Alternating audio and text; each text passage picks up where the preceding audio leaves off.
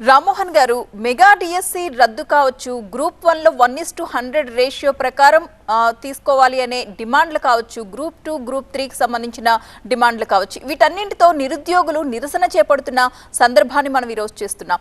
Congress party వచ్చి 6 నెలలు కూడా కాకముందే యువతలో ఇంత ఆగ్రహావేశాలకి కారణాలు ఏమనుకుంటున్నారు?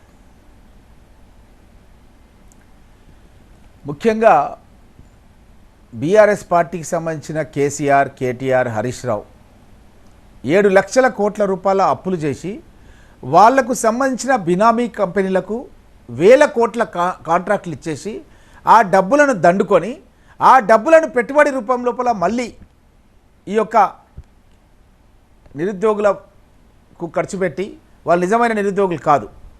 ఎవరైనా సరే మీరు జాబ్ క్యాలెండర్ ఇవ్వండి అని చెప్పి నేను శాసనసభ్యునిగా డిమాండ్ చేసిన 2014లో. ఈ యొక్క నాయకులు జాబ్ క్యాలెండర్ ఇవ్వలేదు. 5 ఏళ్ళు నేను కొట్లాడిన జాబ్ క్యాలెండర్ కావాలని నిరుద్యోగ యువకులకు ఏ జాబ్కు ఎప్పుడు ప్రిపేర్ కావాలో క్యాలెండర్ ఇవ్వమంటే ఇవ్వలేదు. మేము క్యాలెండర్ ఈ 10 రోజులలో స్టార్ట్ అయ్యే శాసనసభ సమావేశాల్లో జాబ్ క్యాలెండర్ ఇవ్వబోతున్నామని మా గౌరవ ముఖ్యమంత్రి గారు రేవంత్ రెడ్డి గారు ఆల్రెడీ ప్రకటన చేశారు.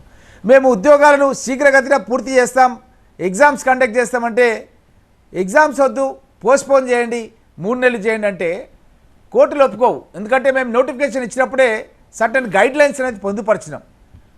1:50 అని పెట్టినాం మెయిన్ ఎగ్జామ్కి పోవాలంటే గ్రూప్ 1కి. గత 10 సంవత్సరాల నుంచి వీళ్ళు గ్రూప్ 1 ఎగ్జామ్సే కండక్ట్ చేయలేదు బీఆర్ఎస్ పార్టీ వాళ్ళు.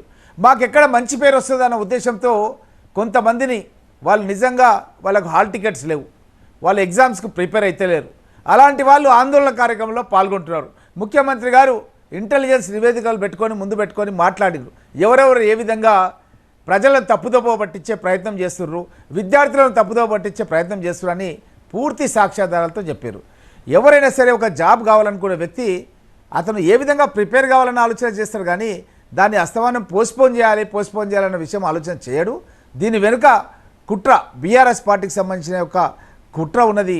నిజంగా నిరుద్యోగ యువకులు ఎవరు కూడా పోస్ట్పోన్ చేయాలన్న ఆలోచన లేరు. ఎంత తొందరగా ప్రభుత్వ ఉద్యోగం సంపాదించి వాళ్ళ తల్లిదండ్రులు, గురువులు వాళ్ళపైన ఏదైతే బాధ్యతను పెట్టారో ఆ బాధ్యతను నెరవేర్చుకునే క్రమంలో ఉన్నారు తప్ప ఎవరు కూడా పోస్ట్పోన్ చేసే ఉద్దేశం లేరు. ఎందుకంటే గత 10 సంవత్సరాల నుంచి బీఆర్ఎస్ పార్టీ నోటిఫికేషన్లు వేస్తామని చెప్పి వాళ్ళే కోర్టులలో కేసులు లేపిచ్చేసి దాన్ని పోస్ట్పోన్ చేస్తూ పబ్బం గడుపుకున్నది. కాబట్టి ఈరోజు రేవంత్ రెడ్డి గారి నాయకత్వంలో మా ఎమ్మెల్యేలను శాసనసభ నడుస్తున్నప్పుడే లాల్ బహదూర్ స్టేడియంలో వేలాది మందికి ఉద్యోగాల భర్తీ చేసి వాళ్ళకి సంబంధించిన సర్టిఫికెట్లు ఏ జిల్లాకు సంబంధించిన వాళ్ళు ఉంటే ఆ జిల్లాకు సంబంధించిన ఎమ్మెల్యేల ద్వారా ఆ నిరుద్యోగ యువకులకు ఇచ్చి వాళ్ళ లోపల ఉత్సాహం నింపి మీరు ఇంకా మీ యొక్క కుటుంబ సభ్యులను, మీ యొక్క బ్రదర్స్ని, సిస్టర్స్ని ఇంకా వేరే ఎగ్జామ్స్కు ప్రిపేర్ చేయండి, మేము క్యాలెండర్ విడుదల చేస్తున్నాం. నీళ్లు, నిధులు, నియామకాలు కాంగ్రెస్ పార్టీ తెలంగాణ రాష్ట్రం ఇవ్వడానికి ముఖ్య కారణం. అందులో భాగంగానే నీళ్లు ప్రాజెక్టులు, ఎన్నో ప్రాజెక్టులు, ప్రాణహిత, చెవెళ్ళ, పాలమూరు, రంగారెడ్డి ఇవన్నీ కూడా కాంగ్రెస్ గవర్నమెంట్లో తీసుకొచ్చినాం. అదే విధంగా ఎస్సీ ఎస్టీ సప్లాన్ పేద ప్రజలను అభివృద్ధి చేయడానికి అని చెప్పి పరిగిలోనే ఎస్సీ ఎస్టీ సప్లాన్ అన్నది పరిగి హెడ్ క్వార్టర్లోనే ఒక ఎస్సీ రెసిడెన్షియల్ స్కూల్లో అప్పటి ముఖ్యమంత్రి కిరణ్ కుమార్ రెడ్డి గారు నిద్ర చేసి ఎస్సీ సప్లాన్ అనేది అప్పుడు తెలుగు ప్రజానికానికి అంకితం ఇచ్చిండ్రు.